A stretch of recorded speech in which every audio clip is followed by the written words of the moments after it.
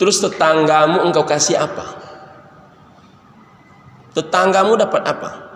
Yang nampak mobil Fortunermu masuk dan keluar itu dia.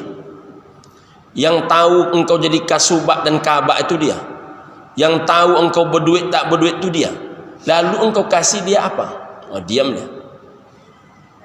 Jadi kadang-kadang tetangga itu ujung-ujungnya dapatnya dua. Tiga. Satu, susah. Kalau kita pesta dia susah. Kalau kita mati dia susah. Kalau kita sakit dia susah. Paling tidak ibu dan bapak rahimakumullah, kalau kita mati antar mengantar dia, urusan kain kafan dia, urusan memandi-mandikan dia. Yang kedua, yang dia dapat itu apa dari kita? Menelan air ludah. Jadi kalau semua nak diantarkan ke kampung, jadi tetangga dapat apa? Air ludah. La yamna'u ahadukum jarahu ayyad'a khashbatahu ala jidarih. Jangan kalian melarang, kata Nabi, tetangga kalian menyandarkan kayu ke dinding rumah kalian. Oh, ini berat nih. Jangankan ini, membagikan zakat fitrah ke tetangga pun berat. Ini tidak boleh kalian, kata Nabi, melarang tetangga kalian bila menyandarkan dinding, menyandarkan kayu, menyandarkan papan ke dinding rumah kalian. Nah, ini agak panjang kisahnya. Agak panjang maksudnya itu tidak mudah mengamalkannya. Tapi kalau bapak ibu yang bisa mengamalkannya, ini bisa juga diartikan macam orang nak menitipkan dulu bahan bangunannya. Karena apa namanya nih? Apa nama itu Pak Ketua yang di depan rumah yang dikasih atap-atap itu? Kanopi dia belum siap. Maka dititipkannya lah semen 10 sak di bawah kanopi Pak Ketua. Nah, itu contoh yang lain. Dititipkannya barangnya ke kita. Nyaman kita menengok. Sebetulnya tak nyaman, tapi nilai persaudaraan mengalahkan ketidaknyamanan. Ditaruhnya pasir. Ibu sebelah rumah saya menelpon, Pak Ustadz, saya numpang pasir karena mobil beliau alhamdulillah banyak. Saya nitip pasir dan kerikil di depan di depan rumah Pak Ustaz. Saya bilang tak ada masalah. Elok mata memandang. Kalau dikaji elok mata memandang tentu tak elok.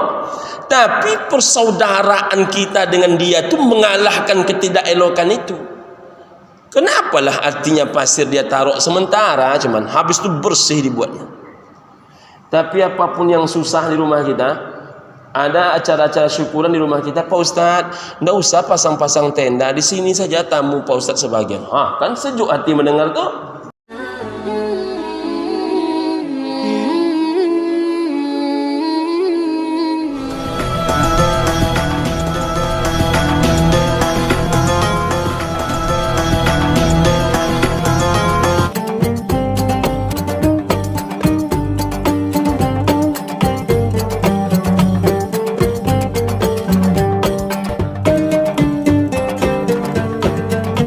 Bismillahirrahmanirrahim.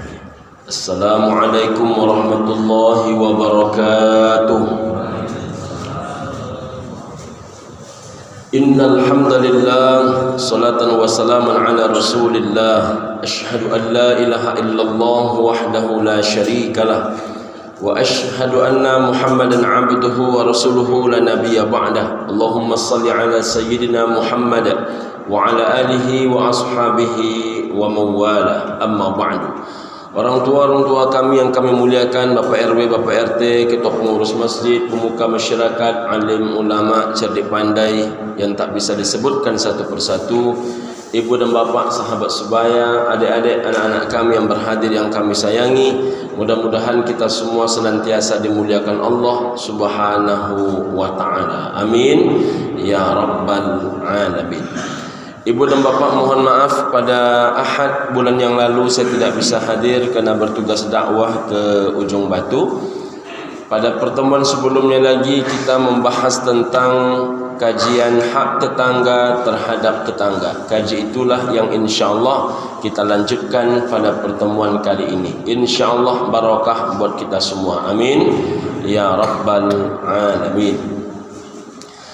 Sebagaimana kita ketahui, ibu dan bapak rahimakumullah, sudah kita bahas sebelumnya 4 macam hadis tentang hak tetangga terhadap tetangga. Pertama, ibu dan bapak rahimakumullah, Nabi SAW bersabda, Bismillahirrahmanirrahim, mazala Jibril alaihi salam, tidak pernah ditinggalkan oleh malaikat Jibril alaihi salam. Kata Nabi SAW, apa yang tak pernah ditinggalkan, ibu dan bapa rahimakumullah? Yuswini, mengingatkan kepadaku, yuswini, mewanti-wanti akan diriku, kata Nabi Muhammad SAW.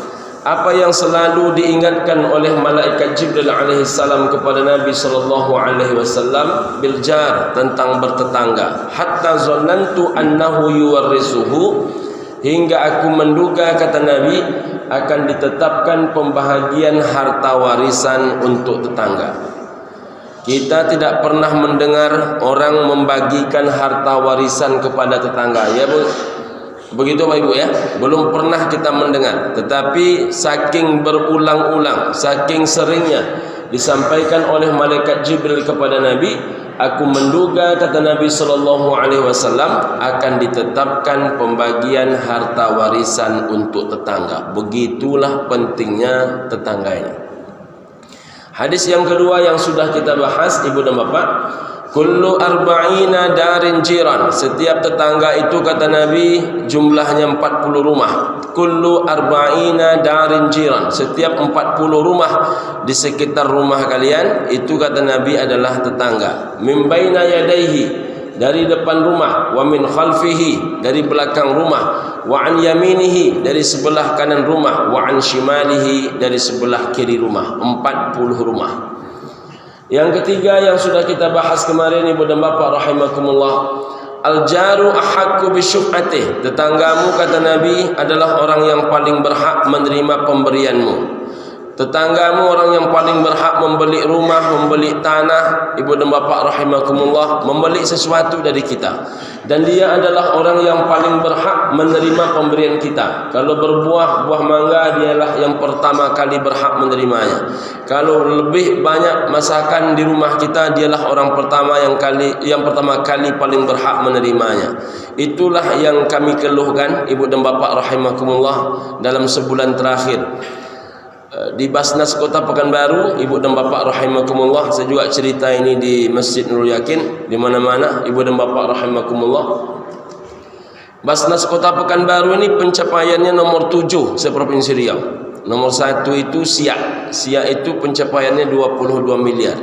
Di bawah Siak, ibu dan bapak, Basnas Provinsi Riau 15 sampai 17 miliar. Di bawah itu lagi Rohil, lebih kurang 14 miliar. Di bawah itu lagi Kampar, Kampar itu 11 miliar. Di bawah Kampar Kuansing 9,5 miliar. Di bawah Kuansing Pelalawan 6,8 miliar. Di bawah itu lagi Pekanbaru 6,4 miliar. Jadi Pekanbaru ini nomor 7, ibu dan bapak. Oh ya, sebelum saya lanjutkan cerita ini, saya nak meluruskan juga. Kemarin cukup heboh tentang dana zakat ditilap 1,1 miliar. Itu yang menilap bukan orang Basnas. Dana itu ditilap di dinas. Dana itu dikumpulkan, dana itu dana pegawai. Dana pegawai suatu badan, suatu dinas dikumpulkan. Mereka menjadi UPZ, pengumpul zakat. Dan setelah dikumpulkan diserahkan kepada Basnas. Rupanya dana terkumpul 1,4 miliar, yang diserahkan 300. 1,1-nya tidak diserahkan. Nah, jadi itu harus dikelirkan dulu ke masyarakat, karena banyak jamaah WA, macam mana kami nak percaya Pak Ustaz? Ini saja hilang 1,1, dana itu tak sampai. Jadi ibu dan bapak rahimakumullah, dana itu tak sampai. Sampainya hanya 300, 1,1-nya tak sampai. Mudah-mudahan karena beliau sudah mengakui, mudah-mudahan taubatnya diterima Allah Subhanahu wa taala, dan uang yang sudah dipakai itu bisa diganti, dan insyaallah tentu mendapatkan proses yang adil dan layak. Amin ya rabbal alamin. Itulah doa kita. Lebih daripada itu tidak pula kita berani berdoa yang lebih daripada itu. Ibu dan bapak rahimakumullah, lanjut cerita yang nomor 7 tadi. Jadi Pekanbaru nomor 7. jumlah penduduk Siak itu 400.000. Jumlah penduduk Pekanbaru 1.200.000. Jadi jumlah penduduk Pekanbaru ini, ibu dan bapak, 3 kali lipat lebih banyak daripada penduduk Siak. Jumlah pencapaian zakatnya Pekanbaru 6,4, sedangkan Siak 22 miliar. Jumlah pencapaian zakatnya Siak itu 4 kali lipat daripada Pekanbaru. Kok bisa macam itu yang terjadi Pak Ustaz? Yang terjadi macam itu penyebabnya banyak. Salah satunya ibu dan bapak rahimakumullah, tentu ada faktor internal, faktor eksternal. Yang paling mengejutkan ada fenomena-fenomena unik di Pekanbaru ini yang tak ditemukan di Siak. Kalaupun ditemukan tak kuat, tak banyak. Apa itu? Orang Siak itu cenderung menyerahkan zakatnya ke Basnas.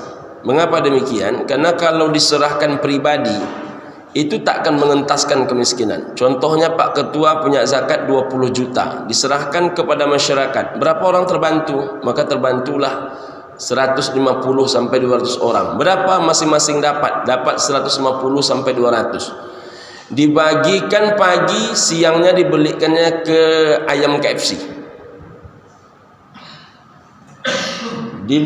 Dikasih pagi, malamnya dibelinya sate pade. Habis tu duit. Makanya cenderung di tempat kita ini, bukan di masjid kita ini, di mana-mana hari ini, ibu dan bapak rahimakumullah, orang yang menerima zakat itu tak berubah-ubah. Setiap tahun dia ke dia, dia ke dia, dia ke dia. L4, lu lagi. Tak pernah berganti-ganti. Jadi jangankan berubah, ibu dan bapak rahimakumullah, harapan zakat mal itu kan orang yang terima tahun ini, tahun depan tak terima.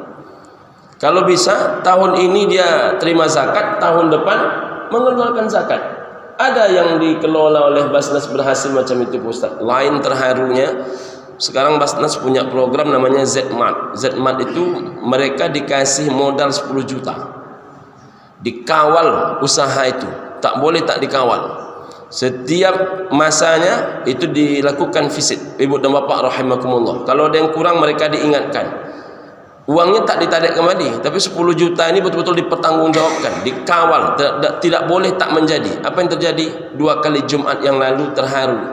Datang seorang ibu-ibu yang salah satunya itu penerima zakat Z-Mart itu, ibu dan bapak rahimakumullah. Rupanya dia mengeluarkan zakat. Masya Allah, dia mengeluarkan zakat. Masya Allah, itu terharu. Ini tidak dia ke dia, dia ke dia, dia ke dia, dia ke dia. Tidak berganti-ganti. Dan jangan coba-coba mencoret nama dia. Panjang itu perkara hidup ini, ibu dan bapak rahimakumullah. Tak bisa dicoret nama dia tuan. Pokoknya mesti dia terima. Tak bisa tidak terima. Kalau tak terima dia, kecil nampaknya pengurus masjid itu. Saya tak menceritakan Ar-Rahman ni Pak Imam. Saya menceritakan fenomena. Maka kenapa zakat itu mesti diserahkan kepada lembaga semacam Baitul Mal di zaman Nabi, Basnas namanya sekarang, ibu dan bapak rahimakumullah, agar kemudian terkumpul uang umat itu, agar bisa kita mengutamakan siapa yang layak diutamakan. Ibu dan bapak rahimakumullah, apa akibatnya? Ini masih berhubungan dengan kaji kita. Di Siak itu ibu dan bapak, mereka sanggup menyekolahkan anak-anak. Menyekolahkan anak-anak ini bukan orang-orang yang betul-betul miskin. Yang tak miskin pun bisa mereka bantu. Siapa contohnya? Abang sepupu saya menerima bantuan menguliahkan anak ke Mesir. Kalau saya tak salah bukan hanya dibantu, tapi ditanggung semua oleh Basnas Siak. Saya tanya, abang kan tak berhak mendapatkan bantuan zakat. Abang ini kan orang mampu. Kata beliau, saya dibilang kaya tidak, kalau dibilang miskin pun tidak. Lalu kenapa anak abang kok dapat biaya dari Basnas? Di Siak itu kata beliau, karena uang ada, maka mereka menganggap anak-anak yang cerdas. Kami orang tuanya kalau ke UIN sanggup menguliahkan mereka, tapi kalau ke luar negeri tak sanggup.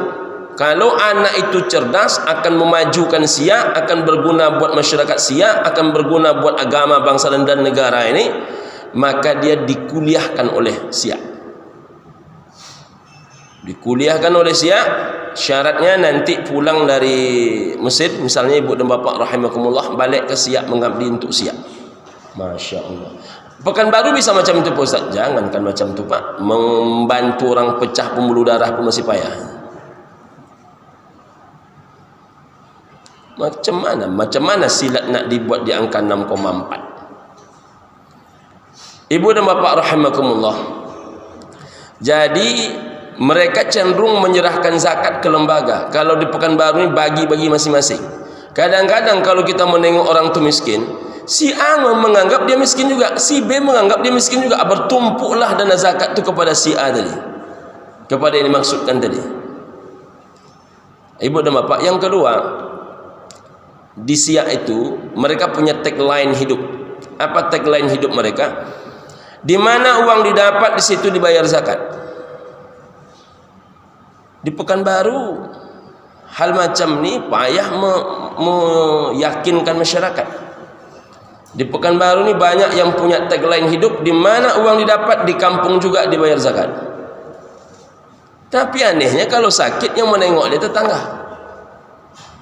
Kalau dia pesta, dia beralek, yang menolong dia tetangga. Kalau dia mati, yang ngurus dia tetangga. Kalau anaknya kecelakaan, yang sibuk tetangga. Kalau dia memasang-masang tenda, yang sibuk tetangga. Tapi kalau ngirim duit ke kampung, jadi tetangga ni dianggap saudara apa tidak? Itulah masalahnya nih. Jadi zakat mal itu, ibu dan bapak rahimakumullah, perlu kita cek kemana perginya zakat mal Pekanbaru. Ada yang bilang kepada saya, itu Pak Ustaz dikenakan lembaga zakat Pekanbaru ini banyak. Betul, itu salah satu faktor. Tapi faktor lain yang tidak bisa dipungkiri, ibu dan bapak rahimakumullah, rupanya banyak zakat itu lari ke tempat lain dengan alasan, kalau kami berzakat di Pekanbaru ini, orang Pekanbaru ini banyak yang kaya Pak Ustaz, makanya kami larikan ke tempat yang kami maksudkan tadi. Jadi kita tanyakan, 500.000 lebih orang miskin di Riau ni yang ngurus siapa? Kena banyak puluh zakat orang lain Pak Ustaz. Berarti kesimpulannya, biarlah orang miskin Riau urusan kami, sedangkan kau tak peduli sama sekali. Kan itu kesimpulan itu. Jadi yang miskin-miskin di Riau, yang peduli-peduli lah, sedangkan dia takkan peduli sama sekali. Tapi kalau jenazah dia nanti tetap kita uruskan. Itulah kesimpulannya. Datang pula ibu-ibu, Ustaz, saya kalau berzakat kalau berkurban di kampung, kata dia, di kampung tu orang susah. Saya tanya balik, jadi di sini orang tak susah? Engkau dah jalankah ke situ, ke situ, ke situ, ke situ? Tapi di sini kan banyak orang berkurban Pak Ustaz. Saya bilang, biarlah kurban di sini, yang payah-payah di sini urusan orang yang peduli. Sedangkan engkau hantarkanlah ke tempat engkau tak menghantarkan. Akan begitu kesimpulannya. Yang dia pun tak akan peduli juga. Anehnya jenazah dia itu yang ngurus tetap juga tetangga dia. Padahal kata Nabi, al-jaru ahaqqu bi syuf'ati, tetangga itulah yang paling berhak. Yang membuat kita tidak habis pikirnya zakat mal diantarnya ke kampung. Ini saya bukan mengatakan tak dibantu kampung. Kampung dibantu. Kita di kampung tu, ibu dan bapak rahimakumullah, jangankan untuk membantu hal-hal yang sifatnya cuman kamar mandi masjid, sampai guru-guru mengaji pun kita bantu. Tapi tak menghilangkan hak tetangga kita, tak menghilangkan hak Pekanbaru. Bapak ibu tu bertumpah darahnya memang mungkin di kampung, tetapi hari ini bertumpah keringatnya kan di Pekanbaru. Duit yang diambil kan duit Pekanbaru. Yang dibuat susah. Saya banyak betul Pak Ketua menemukan orang-orang pesta memotong-motong jalan, menutup-nutup jalan. Habis jalan itu dibuatnya. Yang susah siapa? Orang Pekanbaru. Kok giliran susahnya dapat orang Pekanbaru, giliran enaknya hanya dikirim ke kampung saja. Itu banyak kejadian seperti itu ibu dan bapak rahimakumullah. Ibu dan bapak yang saya muliakan, jadi yang parahnya itu bukan hanya zakat mal. Zakat mal dikirimnya ke kampung, zakat fitrah pun dikirimnya ke kampung. Zakat fitrah ini kan duitnya cuma 30-an ribu, 40-an ribu, ya kan? Itu pun dikirimnya ke kampung. La ilaha illallah. Siapa yang bilang macam itu kepada Pak Ustaz? Ini data. Ada seorang ketua pengurus masjid, Pak Ustaz, di tempat kami ini kata dia jumlah kakak 700. Sesekali perlu juga dicek itu Pak Ketua. 700 jumlah kakak di masjid itu, bukan di Ar-Rahman ini, tapi tak jauh dari Ar-Rahman masjid itu. Yang cerita ini tak jauh dari Ar-Rahman. Kakak di masjid kami itu Pak Ustaz 700. Kalaulah kali 4, kenapa kali 4? Ayah, emak, anak 2. Itu berarti jumlah jiwanya 2.800. Berapa yang mau berzakat fitrah di masjid terdekat? Hanya 300 jiwa. Yang tidak berapa? 2.500. Masya Allah, kemana perginya zakat fitrahnya? Saya khawatir, ini khawatir saja, karena uang THR kurang, maka akhirnya pengganti THR. Itu payah aja duit itu, tidak usah awak kasih THR, THR lebih, ganti dengan zakat fitrah. Ini zakat fitrah ini jangan main-main, jangan macam membayar hutang, hutang dibayar tapi tak lansai, hutang dibayar tapi tak lunas. Jangan sampai. Makanya banyak, boleh kami membantu si anu, membantu keluarga ini, keluarga itu, keluarga ini. Asal dia betul-betul layak menerimanya, tak ada masalah. Banyak orang payah nak makan di Pekanbaru nih. Semuanya dihantarkan. Itu membuat kita heran. Tapi kalau dibaginya dengan layak, ini untuk tetangga terdekat, ini untuk menolong masyarakat. Memang ini bukan tetangga sebelah rumah, rumahnya jaraknya 15 rumah di rumah kita, kan masih tetangga kita 40 rumah. Ini untuk menolong etek di kampung, ini untuk menolong Masjid Ar-Rahman, ini untuk menolong masjid dekat kampung. Aturlah sebaik-baiknya ibu dan bapak rahimakumullah. Saya bukan menghambar-hambarkan hati ibu dan bapak.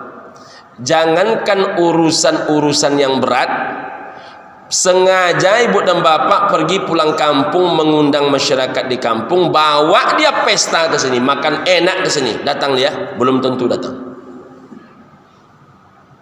Bahkan kadang-kadang datang dia belum datang dah ditanyanya, jangan lupa nanti tu ya Ustaz, apa kami ongkos pulang kami? La ilaha illallah, belum nyampe dia lagi. Ongkos pulang sudah diingatkannya kita. Kita pula membayar ongkos pulang ya. Tapi tetangga tak pun kadang-kadang disebut, sekali terdengar di masjid. Sebanyak-banyaknya saya mendengar ibu-ibu, ibu-ibu, kata ibu ketua, bukan di sini. Banyak tempat macam itu. Kita dapat undangan dari Ibu Sianu, undangannya satu bersama ya, kita datang ya, ramai orang datang tuh. Tak ada yang bilang ongkos kami pulang macam mana, tak ada macam itu. Maka pedulilah kepada mereka, jangan sampai tak peduli. Nah ibu dan bapak rahimakumullah, sudahlah zakat malnya diserahkannya ke kampung, zakat fitrahnya ke kampung, kurbannya pun ke kampung. Kalau dibuatnya perbandingan, dibuatnya pembagian, enak juga hati kita mendengar. Ini tidak, asal ditanya, Pak Haji kurban di Siko, ambo ke kampung pusat, tahun besok ke kampung pusat, tahun besok ke kampung pusat, tahun besok ke kampung. Ada nak orang macam itu Pak Ketua? Ada juga kan?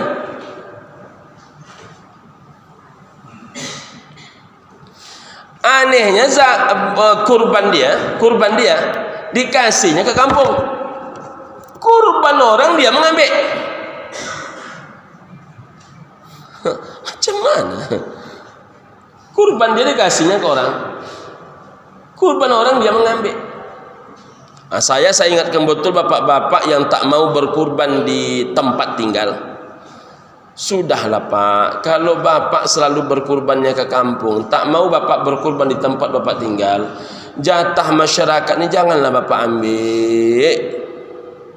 Jangan bapak ambil, jangan ibu ambil. Tahu orang, hancur nama baik kita di dunia persilatan ni.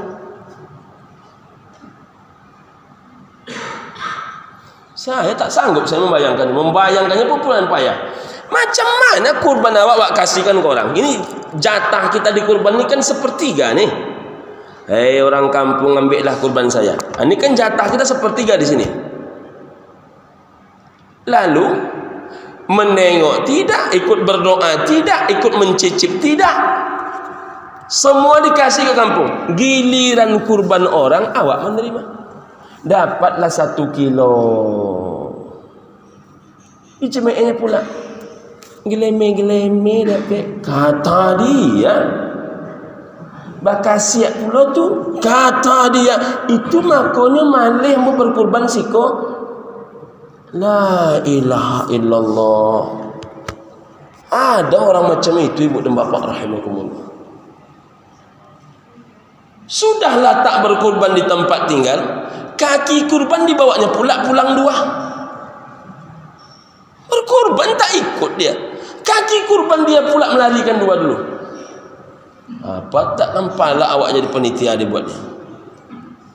Saya tak menembak karena saya tak nampak macam mana siapa yang melarikan kaki, siapa yang tak melarikan kaki, itu saya tak tahu. Saya ini menceritakan Pak Imam fenomena. Karena cerita macam ni, ketika saya ceritakan, banyak pengurus masjid, di siku banyak je tu Ustaz. Besok cerita ulama balik, siku banyak Ustaz. Rupanya bukan 1-2 cerita. Jangan dibuat-buat, apalagi bapak-bapak tokoh masyarakat. Ada, mohon maaf, kalau tak sebutkan nama kan tak menggunjingkan orang. Pak Imam masjidnya tukang sembelih. Duitnya banyak Pak Imam ni, bukan Pak Imam kita. Pak Imam kita insya-Allah banyak duit. Amin. Tukang sembelihnya beliau di situ. Tapi tak pernah kurban sekalipun di situ. Tak pernah. Siapa menceritakan? Ketua masjidnya. Asal dia habis menyembelih Pak Ustaz, belum kami selesai lagi. Ada usus tu saya nak tahu. Kata ketua masjid tu yang kuning-kuning tu. Entah usus apa namanya. Ada usus asnya Pak Ustaz yang paling enak tu Pak Ustaz. Dikumpulkannya semua Pak Ustaz. Dia sendiri yang mengambilnya Pak Ustaz. Apa yang terjadi? Memandang pun orang ke dia tidak. Apa kata orang? Orang tak berani bercakap karena dia orang tua, tokoh masyarakat, imam masjid. Tak berani orang bercakap. Tapi itu tu lebih parah daripada bercakap.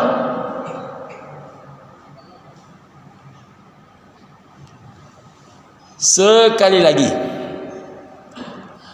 kalau memang bapak ibu antarkan kurban itu ke kampung, saya hanya menyarankan janganlah diambil kurban sini.